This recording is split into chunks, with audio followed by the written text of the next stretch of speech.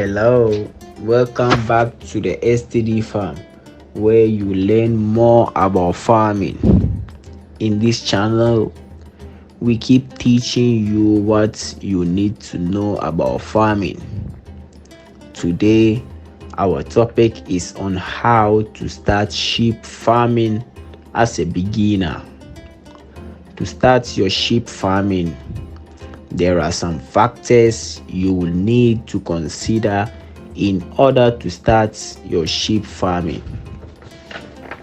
The first and the most important is the site by which you will start your farming. In other words, that's the land, because their structure and housing will be constructed on a piece of land. So try as much as you can to acquire land and start preparing the land for the sheep pen. The pen should be the number of animals you are willing to start with.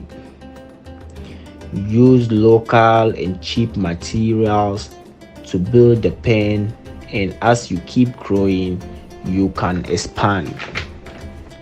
Now, when you are done with your pen, you will start to think about the source of feed before introducing the animals.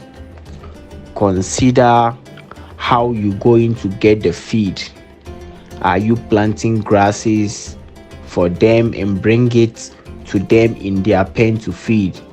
That's what we call the zero grazing or the intensive system.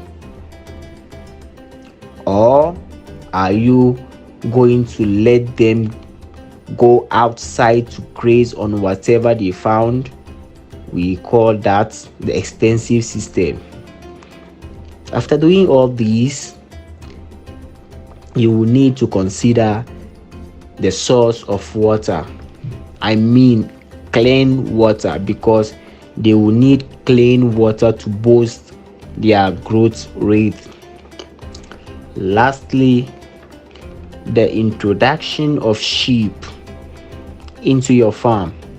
There are different types of sheep breed in Ghana, but it depends on the type which will be suitable for you.